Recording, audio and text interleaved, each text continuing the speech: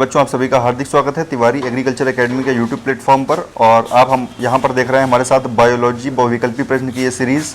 इसमें अब तक हम लोगों ने 23 लेक्चर कंप्लीट कर लिए हैं और आज इस 24वें लेक्चर में हम लोग देखने वाले हैं स्वास्थ्य एवं पोषण से जुड़े हुए टोटल 108 क्वेश्चन। इसके अलावा ये इस सीरीज़ का सेकेंड लास्ट क्वेश्चन है, यानी कि इसमें टोटल 25 लेक्चर आने हैं, आप सबको पता है।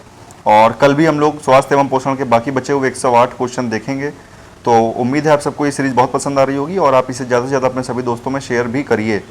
और जिन बच्चों ने अब तक ICAR, यूपी कैडेट और BHU के लिए टेस्ट सीरीज़ को नहीं ज्वाइन किया है, वो सभी बच्चे यहाँ पर ऊपर नंबर दिया हुआ है 9235 1260 64। इस नंबर पर आप व्हाट्सएप करके टेस्ट सीरीज को ज्वाइन कर सकते हैं। आपको अपना नाम और अपने ज़िले का नाम लिखकर भेजना है और आपने 12th में किस ग्रुप से पढ़ाई की है, यानी कि एग्रीकल्चर, PCM या PCB से, ये आपको लिखकर भेजना होगा। ठीक है, तो आज स्टार्ट करते हैं स्वास्थ्य एवं पोषण। इससे पहले बता दें कि कल 23वें लेक्चर में एक क्वेश्चन था, मानव शरीर का टेम्परेचर पूछा गया था। तो आप सबको बता दें कि मानव शरीर का जो टेम्परेचर होता है वो होता है आपका 36.89 डिग्री सेंटीग्रेड या फिर लगभग 37 डिग्री सेंटीग्रेड कह सकते हैं। और इसके अलावा अगर फॉरेन हाइट में बात की जाएगी तो फॉरेन हाइट में आपका जो टेम्परेचर होगा मानव शरीर का वो होता है 98.4 डिग्री फॉरेन हाइट। ठीक है, तो ये आपको याद रखना है। चलिए स्टार्ट करते हैं आज का अपना ये टॉपिक, स्वास्थ्य एवं पोषण। तो टॉपिक मैंने बता ही दिया, स्वास्थ्य एवं पोषण। अगर पहला क्वेश्चन देखिए, पहला क्वेश्चन है आपका, भोजन का एक प्रमुख अंग है। भोजन का एक प्रमुख अंग है, तो आपको पता है क्या है? कार्बोहाइड्रेट। कार्बोहाइड्रेट जूम कर देते हैं ताकि आपको क्वेश्चन आसानी से दिख सकें। ठीक है, कार्बोहाइड्रेट भोजन का एक प्रमुख अंग है, कार्बोहाइड्रेट। दूसरा क्वेश्चन देखिए क्या है, निम्नलिखित में से कौन सा पदार्थ मानव शरीर में ईंधन का कार्य करता है?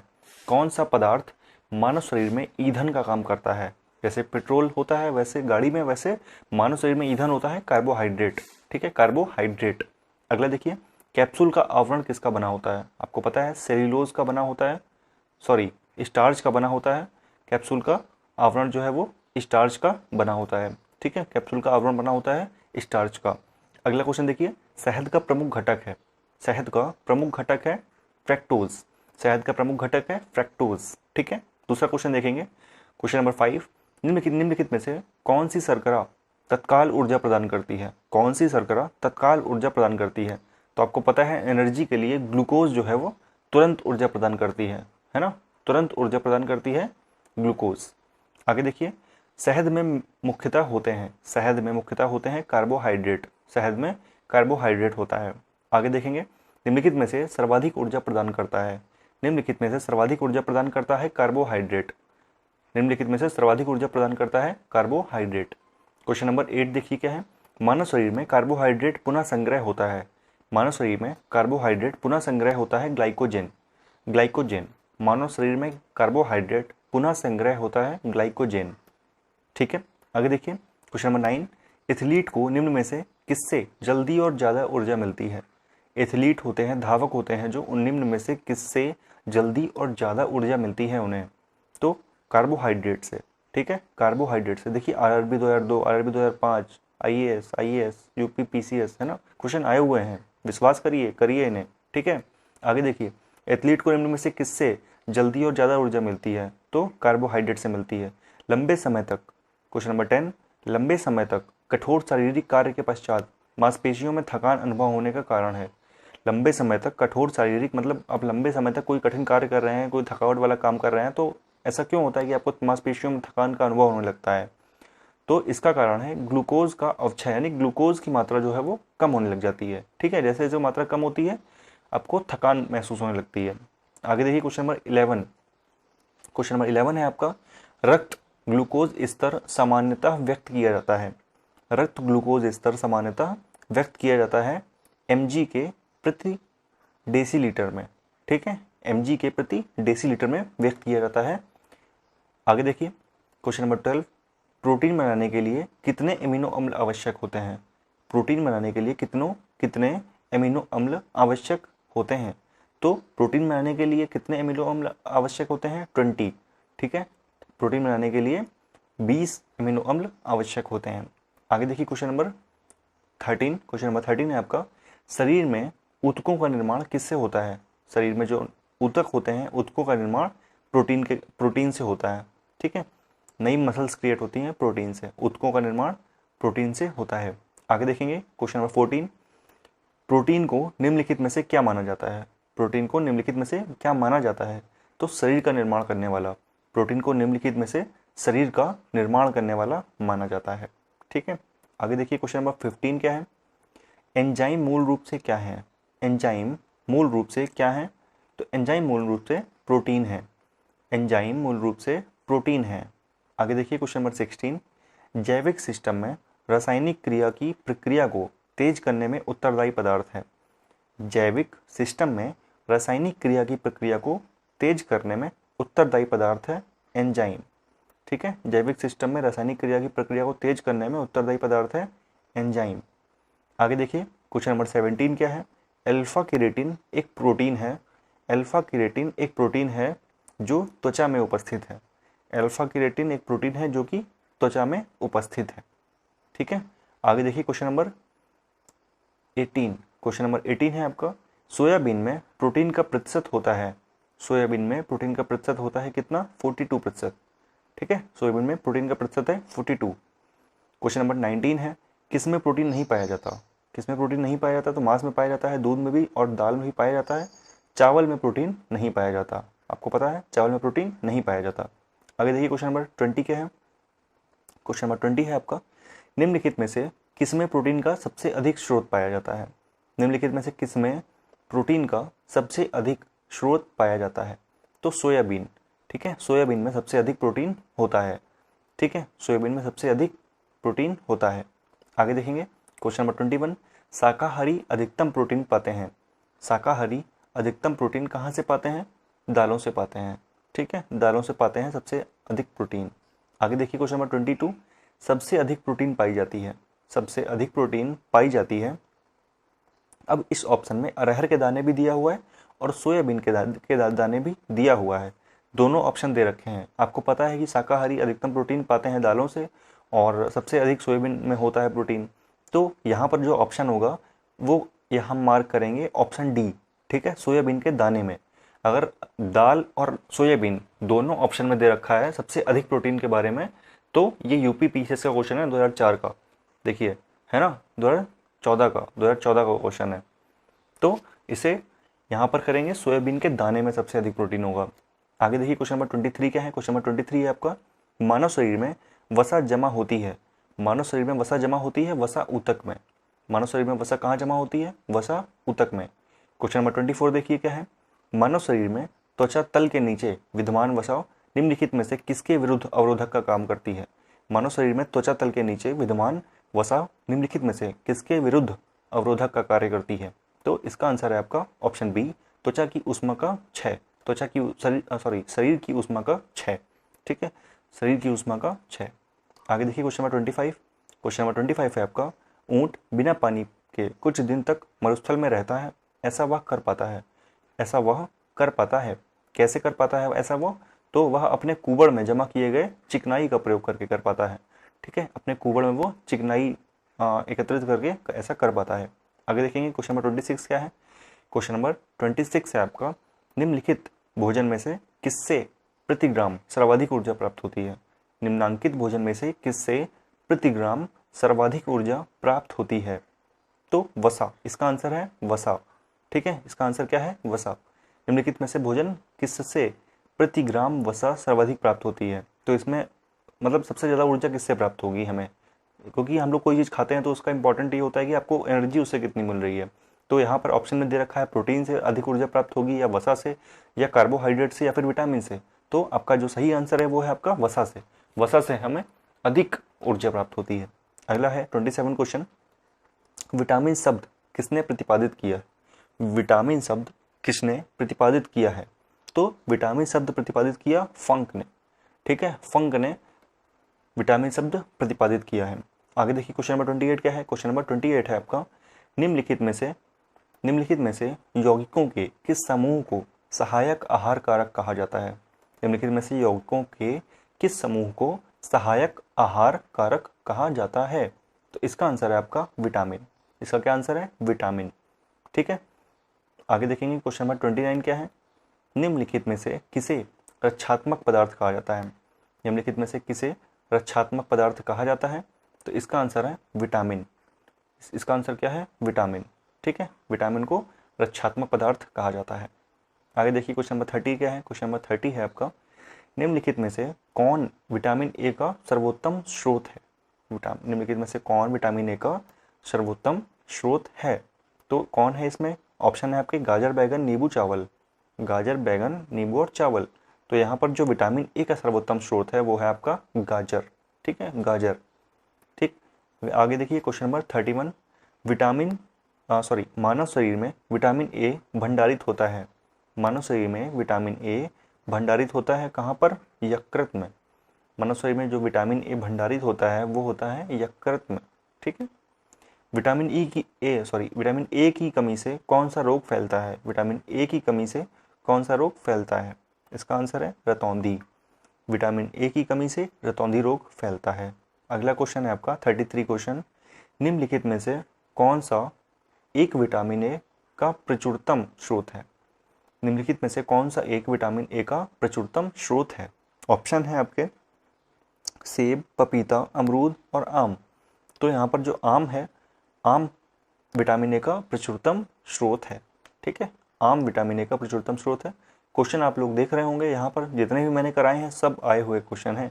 IRB 2005, BPSC, Bihar SSC 2015, UP PCS 2015, SSC 2015, UP PCS 2015, है ना। तो ज़रूरी है, करते रहिए, बने रहिए, सब्सक्राइब करिए, है ना। ठीक है, सब्सक्राइब करिए। थायमिन है आपका। थायमिन क्या है? थायमिन में क्या होता है? विटामिन कौन सा? B1। ठीक है, विटामिन B1 थायमिन है। किस तरह का? Vitamin B1। अगला क्वेश्चन 35, निम्नलिखित विटामिनों में से किसमें कोबाल्ट होता है? निम्नलिखित विटामिनों में से किसमें कोबाल्ट होता है? तो विटामिन B12। ठीक है, विटामिन B12 में कोबाल्ट होता है। ठीक, नो डाउट। आगे देखिए क्वेश्चन नंबर 36, शुष्का छिकोप का मनुष्यों में प्रकोप किस विटामिन की कमी से होता है? शुष्का छिकोप का मनुष्यों में, ये शुष्का छिकोप आप विकिपीडिया पे देख लीजिएगा कि इसका क्या मतलब है। शुष्का छिकोप का मनुष्यों में प्रकोप किस विटामिन की कमी से होता है? तो इसका आंसर है आपका विटामिन ए। ठीक है, विटामिन ए की कमी से होता है। ठीक, आगे देखिए क्वेश्चन नंबर 37, साइनोकोबाल्मिन है। साइनोकोबाल्मिन क्या है? एक तरह का विटामिन B12। ठीक है, विटामिन B12। ठीक है, साइनोकोबाल्मिन है विटामिन B12। आगे देखिए क्वेश्चन नंबर 38। क्वेश्चन नंबर 38 है आपका, विटामिन जो खट्टे फलों में पाया जाता है तथा चर्म को स्वस्थ रखने के लिए जरूरी होता है। विटामिन जो खट्टे फलों में पाया जाता है तथा चर्म को स्वस्थ रखने के लिए जरूरी होता है, कौन सा होता है? Vitamin C. ठीक है, विटामिन सी होता है वो। आगे देखेंगे विटामिन सी का सबसे उत्तम स्रोत है। सबसे उत्तम स्रोत कौन सा है? सेब, आम, आंवला, दूध। जितने भी खट्टे पदार्थ होते हैं उनमें विटामिन सी पाया जाता है। तो यहाँ पर ऑप्शन है आपका आंवला। आंसर है आपका आंवला। विटामिन सी का सबसे उत्तम स्रोत है आंवला। जितने भी खट्टे पदार्थ होंगे उनमें विटामिन सी पाया जाएगा। आंवला, नींबू, संतरे। ठीक है, आगे देखिए क्वेश्चन नंबर 40। क्वेश्चन नंबर 40 है आपका, निम्नलिखित में से किस विटामिन की कमी के कारण मसूड़ों में रक्त आता है? किस विटामिन की कमी के कारण मसूड़ों में रक्त आता है? तो विटामिन सी की कमी के कारण। ठीक है, विटामिन सी की कमी के कारण मसूड़ों में रक्त आता है। आगे देखिए क्वेश्चन नंबर 41, विटामिन सी का रासायनिक नाम क्या है? विटामिन सी का रासायनिक नाम क्या है? एस्कॉर्बिक अम्ल। एस्कॉर्बिक अम्ल आपको पता है, विटामिन सी का रासायनिक नाम एस्कॉर्बिक अम्ल है। एस्कॉर्बिक अम्ल है। आगे देखिए क्वेश्चन नंबर 42। क्वेश्चन नंबर 42 है, निम्नलिखित विटामिनों में से कौन सा शरीर में भंडारित नहीं होता? शरीर में भंडारित नहीं होता है। तो आपको पता है कि विटामिन ए जो है वो यकृत में भंडारित होता है, सी भी भंडारित होता है, ई भी भंडारित होता है। लेकिन जो विटामिन डी दे रखा है इन्होंने ऑप्शन सी में, विटामिन डी जो है ये शरीर में भंडारित नहीं होता है। ठीक है, विटामिन डी शरीर में भंडारित नहीं होता है। आगे देखिए क्वेश्चन नंबर 43 क्वेश्चन है, कौन सा विटामिन प्रतिरक्षा प्रदान करता है? प्रतिरक्षा प्रदान करता है, यानी कि मतलब रोगों से लड़ने में के एंटी का मतलब काम करता है और प्रतिरक्षा आपके उस रोग से रक्षा करता है। तो प्रतिरक्षा का कार्य करता है विटामिन ए। ठीक है, प्रतिरक्षा प्रदान करता है ए। ऑप्शन ए आपका आंसर है और विटामिन ए। ठीक, विटामिन ए। आगे देखेंगे क्वेश्चन नंबर 44, निम्नलिखित में से कौन सा विटामिन जल में घुलनशील है? जल में घुलनशील विटामिन कौन सा है? तो आपको पता है कि निम्नलिखित में से, तो यहाँ पे जो ऑप्शन है vitamin A D E C, A D E C option है। Vitamin A, vitamin D, vitamin E या विटामिन सी। तो यहाँ पर जो सी है ये जल में घुलनशील है। सी के अलावा एक विटामिन और जल में घुलनशील होता है, वो आप कमेंट सेक्शन में कमेंट करके बताइए कि कौन सा विटामिन है। ठीक, विटामिन सी यहाँ पर ऑप्शन में है जो कि जल में घुलनशील है। इसके अलावा एक विटामिन और होता है जो जल में घुलता है, उसका आंसर कमेंट सेक्शन में करिए। 45 क्वेश्चन क्या है? प्रातःकालीन धूप में मानव शरीर में निम्नलिखित में से कौन सा विटामिन उत्पन्न होता है? प्रातःकालीन सूर्य से हमें कौन सा विटामिन मिलता है? तो आपको पता है यहाँ पर निम्नलिखित में से कौन सा विटामिन उत्पन्न होता है। तो इसमें जो ऑप्शन दिए हैं ए, बी, सी और डी, तो इनमें से जो आपका आंसर है वो है विटामिन डी। ठीक है, धूप में मानव शरीर में निम्नलिखित में से कौन सा विटामिन उत्पन्न होता है? ठीक, विटामिन डी। आगे है 46 क्वेश्चन। 46, मछलियों के यकृत के तेल में किसकी प्रचुरता होती है? मछलियों के यकृत के तेल में किसकी प्रचुरता होती है? तो इसमें से आपका आंसर है विटामिन डी। ठीक है, मछलियों के यकृत के तेल में विटामिन डी अधिक मात्रा में पाया जाता है। ठीक, अधिक मात्रा में पाया जाता है विटामिन डी। आगे देखेंगे क्वेश्चन नंबर 47 क्या है? क्वेश्चन नंबर 47 है आपका, कोलेकैल्सिफेरॉल रासायनिक यौगिक का सामान्य नाम क्या है? कोलेकैल्सिफेरॉल एक रासायनिक नाम है, ये किस विटामिन का रासायनिक नाम है? ये किस विटामिन का रासायनिक नाम है? तो विटामिन डी जो है आपका, विटामिन डी इसका रासायनिक नाम जो है वो है कोलेकैल्सिफेरॉल। ठीक, कोलेकैल्सिफेरॉल। आगे देखिए, थायमिन मैंने बताया था, थायमिन है विटामिन B1। ठीक है, याद रखिएगा। आगे देखिए क्वेश्चन नंबर 48, विटामिन ई का रासायनिक नाम है। विटामिन ई का रासायनिक नाम है, तो ई का जो रासायनिक नाम है वो क्या है? टोकोफेरॉल। डी का है कोलेकैल्सिफेरॉल, विटामिन ई का नाम है टोकोफेरॉल। ठीक, टोकोफेरॉल। आगे देखिए, विटामिन ई विशेषता किसके लिए महत्वपूर्ण है? क्वेश्चन नंबर 49, विटामिन ई विशेषता किसके लिए महत्वपूर्ण है? तो विटामिन ई जो है वो लिंग ग्रंथियों की सामान्य क्रिया में महत्वपूर्ण है। ऑप्शन सी आपका आंसर है, लिंग ग्रंथियों की सामान्य क्रिया में महत्वपूर्ण है। आगे देखिए क्वेश्चन नंबर 50 क्या है? निम्नलिखित विटामिनों में से कौन सा एक रक्त के स्कंदन में कार्य करता है? निम्नलिखित विटामिनों में से कौन सा एक रक्त के स्कंदन में कार्य करता है? तो इसका आंसर है आपका विटामिन के। ठीक है, विटामिन के। आगे देखिए क्वेश्चन नंबर 51 क्या है? क्वेश्चन नंबर 51 है आपका, मानव शरीर में रक्त का थक्का किस विटामिन से बनता है? मानव शरीर में रक्त का थक्का किस विटामिन से बनता है? मानव शरीर में रक्त का थक्का विटामिन के से बनता है। ठीक है, मानव शरीर में रक्त का थक्का विटामिन के से बनता है। ठीक है, 51 क्वेश्चन कंप्लीट हुए। यहाँ पर आधे क्वेश्चन हो गए हैं लगभग। आगे देखेंगे क्वेश्चन नंबर 52। क्वेश्चन नंबर 52 है आपका, निम्नलिखित में से कौन सी विटामिन की खून के जमने में आवश्यकता होती है? कौन सा विटामिन खून के जमने में सहायक होता है? ठीक है, सिंपल सा, विटामिन के। विटामिन के जो है वो खून के जमने में सहायक होता है। आगे देखिए, विटामिन ई का महत्वपूर्ण स्रोत निम्नलिखित में से कौन है? विटामिन ई का महत्वपूर्ण स्रोत, यहाँ पर ऑप्शन देख लीजिए, ताड़ का तेल, नारियल का तेल, गेहूं अंकुर का तेल या राई का तेल। तो गेहूं अंकुर का तेल। ठीक है, गेहूं अंकुर का तेल में विटामिन ई का महत्वपूर्ण स्रोत है। यहाँ पर जितने भी ऑप्शन है उनमें से ऑप्शन सी आपका आंसर है। नेक्स्ट क्वेश्चन है आपका 54 क्वेश्चन, दांतों में निम्नलिखित में से क्या होता है? दांतों में निम्नलिखित में से कैल्शियम। ठीक, दांतों में कैल्शियम होता है। आगे देखिए क्वेश्चन नंबर 55 क्या है? निम्नलिखित में से किस तत्व का संबंध दांतों की विकृति के साथ है? किस तत्व का संबंध दांतों की विकृति के साथ है? तो इसका आंसर है आपका यहाँ पर ऑप्शन बी, फ्लोरीन। ठीक है, ऑप्शन बी, फ्लोरीन। क्लोरीन या फ्लोरीन में से डाउट था मुझे। यहाँ पर आपका जो सही आंसर है वो है आपका फ्लोरीन। निम्नलिखित में से किस तत्व का संबंध दांतों की विकृति के साथ है? फ्लोरीन। ठीक, आगे देखेंगे क्वेश्चन नंबर 56 क्वेश्चन है आपका, हृदय की धड़कन को नियंत्रित करने के लिए निम्न में से कौन सा खनिज आवश्यक है? तो पोटेशियम जो है वो आवश्यक है हृदय की धड़कन को नियंत्रित करने के लिए। ठीक, पोटेशियम आवश्यक है। अगला क्वेश्चन है 57, सागरीय खरपतवार किसका महत्वपूर्ण स्रोत है? सागरीय खरपतवार किसका महत्वपूर्ण स्रोत है? सागरीय खरपतवार किसका महत्वपूर्ण स्रोत है? आयोडीन का। ठीक है, सागरीय खरपतवार किसका महत्वपूर्ण स्रोत है? आयोडीन का महत्वपूर्ण स्रोत है। आगे देखेंगे क्वेश्चन नंबर 58। क्वेश्चन नंबर 58 है आपका, निम्न में से कौन आयोडीन का सर्वोत्तम स्रोत है? निम्न में से कौन आयोडीन का सर्वोत्तम स्रोत है? तो शैवाल जो है वो आयोडीन का सर्वोत्तम स्रोत है। शैवाल आयोडीन का सर्वोत्तम स्रोत है। आगे देखिए क्वेश्चन नंबर 59 क्या है? क्वेश्चन नंबर 59 है आपका, कैल्शियम उपस्थिति तथा हड्डियों के निर्माण और संप्रेषण में आवश्यकता होता है। उपस्थिति तथा हड्डियों के निर्माण और संपोषण में आवश्यक तत्व होता है कौन सा? कैल्शियम।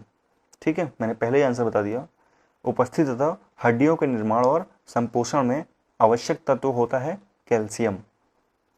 आगे देखेंगे क्वेश्चन नंबर 60 क्या है? कैल्शियम की आवश्यकता निम्नलिखित में से किस निमित्ती है?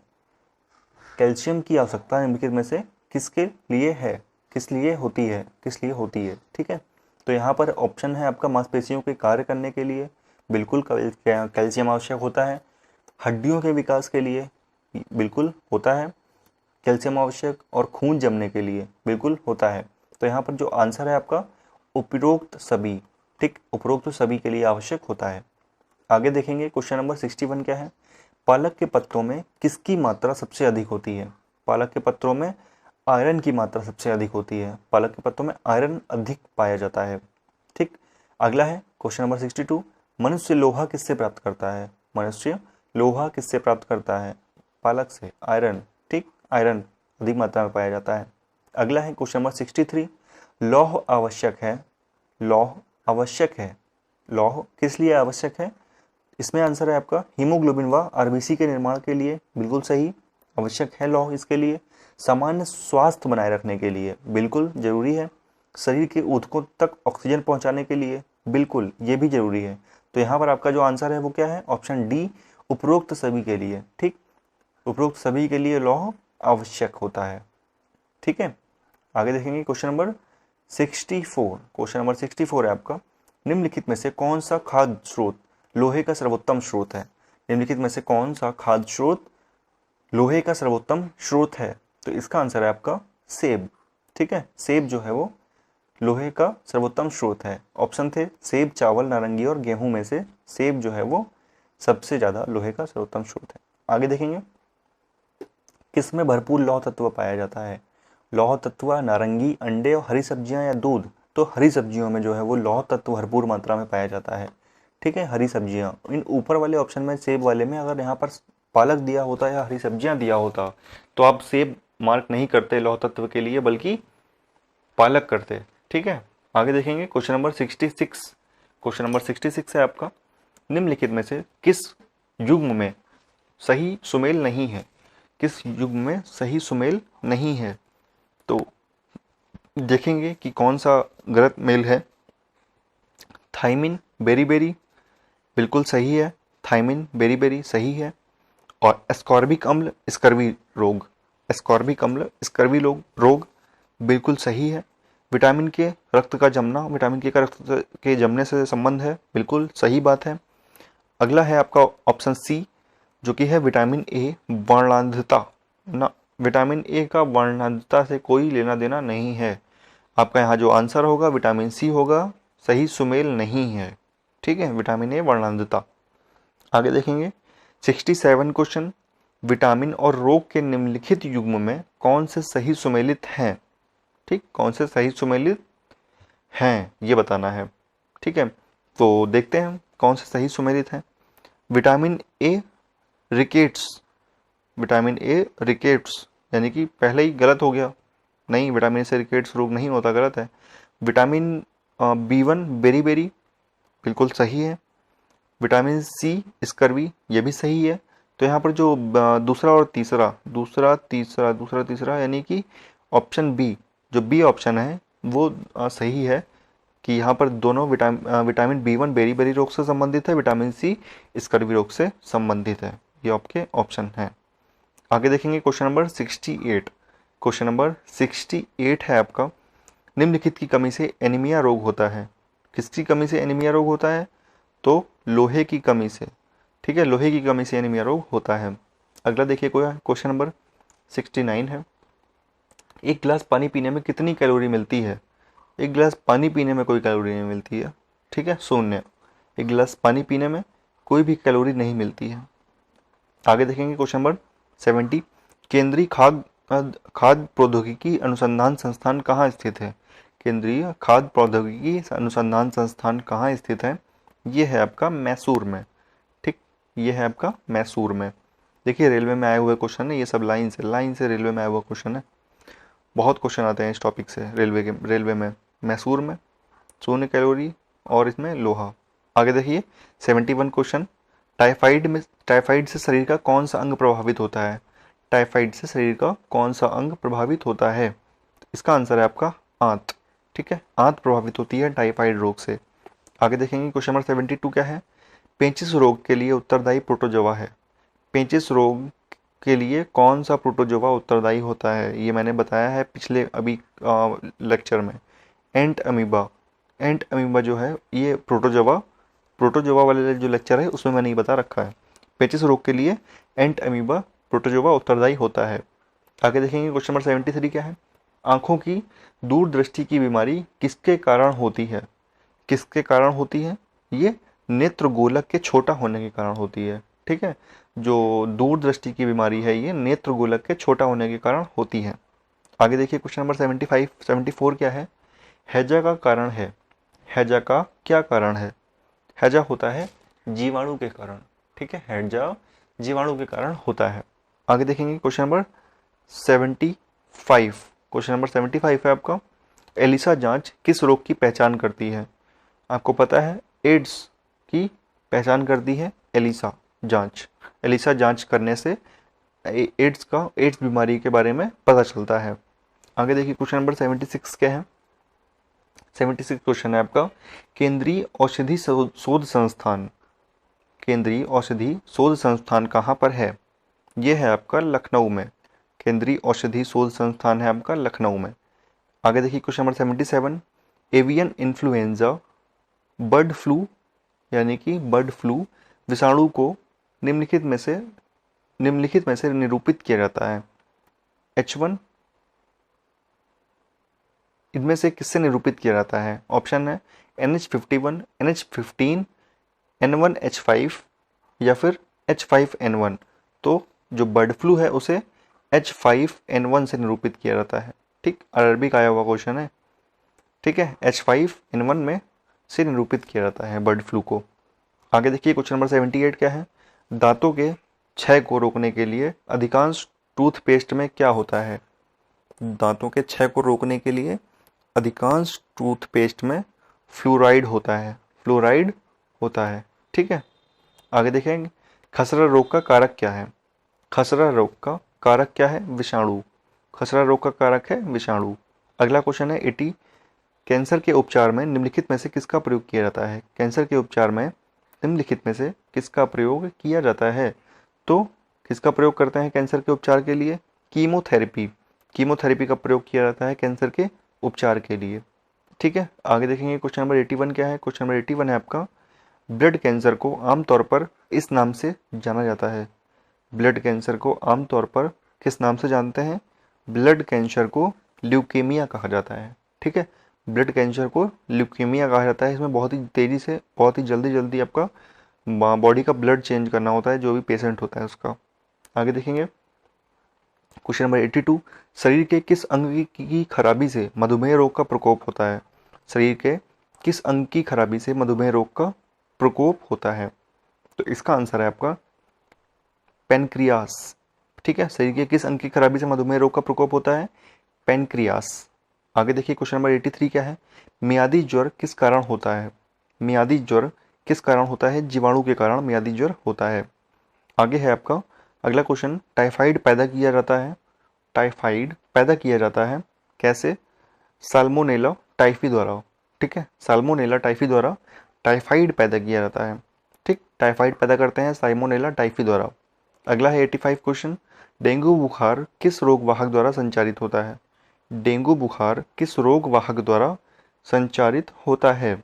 तो एडीज एजिप्टी, एडीज एजिप्टी द्वारा संचरित होता है ये डेंगू बुखार, संचरित होता है, ठीक है। अगला क्वेश्चन है 86 क्वेश्चन, कार्बोहाइड्रेट के अलावा हमारे आहार में ऊर्जा का एक प्रमुख स्रोत होता है।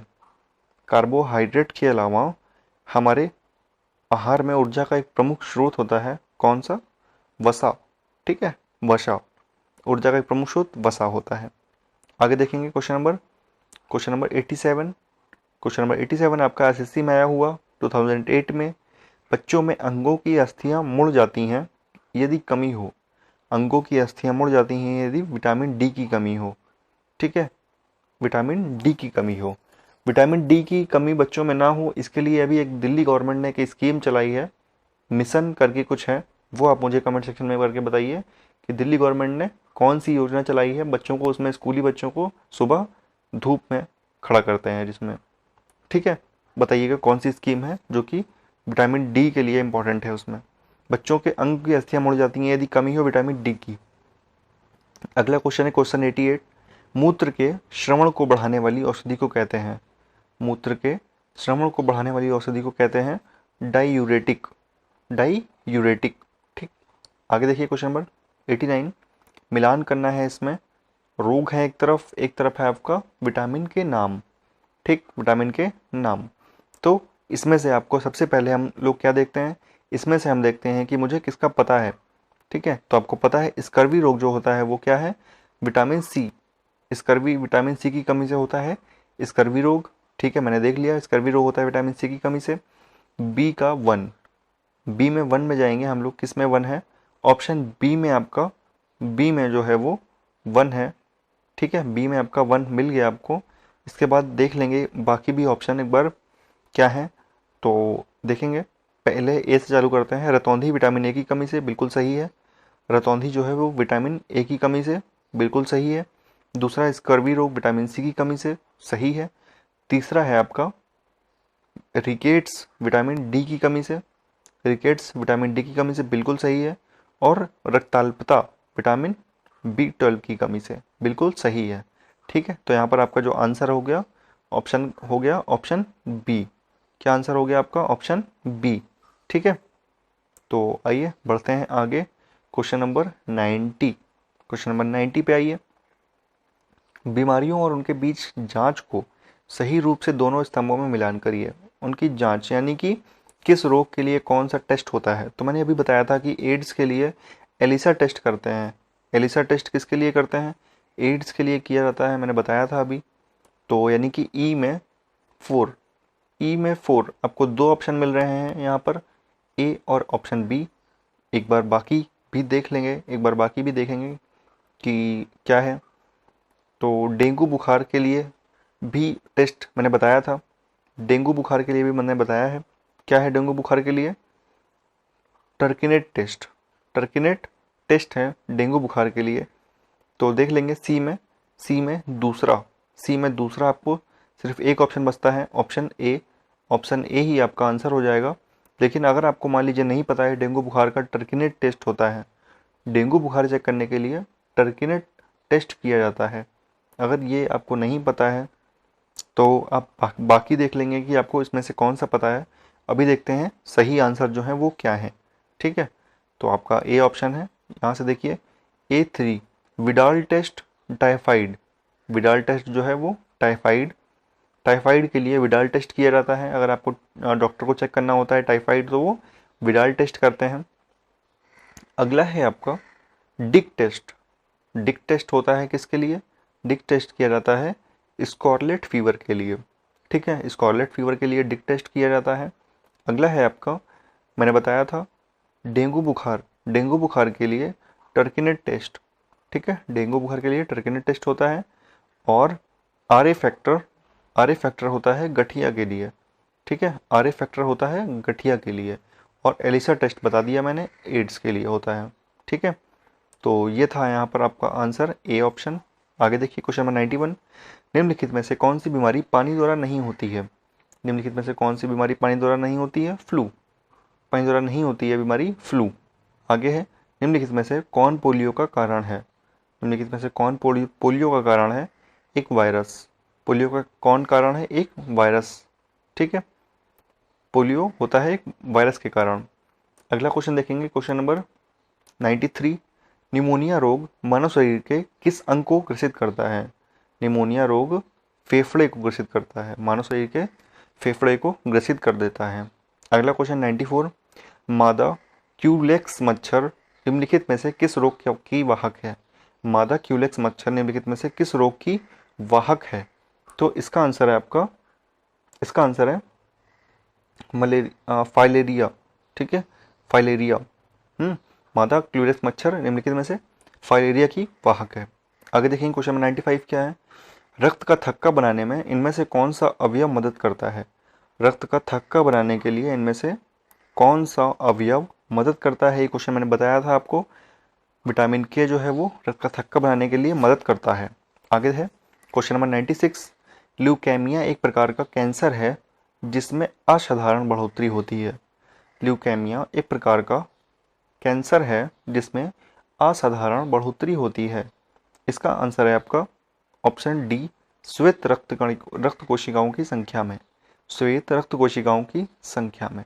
ठीक है, आगे देखेंगे क्वेश्चन नंबर 97, मानव शरीर की रचना के संदर्भ में एंटीबॉडीज होते हैं प्रोटीन्स। मानव शरीर की रचना के संदर्भ में एंटीबॉडीज होते हैं प्रोटीन्स। अगला क्वेश्चन है आपका क्वेश्चन नंबर 98, पीलिया किसके संक्रमण के कारण होता है? पीलिया किसके संक्रमण के कारण होता है? तो यकृत के संक्रमण के कारण पीलिया रोग होता है। अगला क्वेश्चन है क्वेश्चन नंबर 99, निम्नलिखित में से कौन सा रोग संक्रामक है? कौन सा रोग संक्रामक है? डिप्थीरिया। डिप्थीरिया रोग एक तरह का संक्रामक रोग है। ठीक है, संक्रामक रोग की श्रेणी में आता है डिप्थीरिया रोग।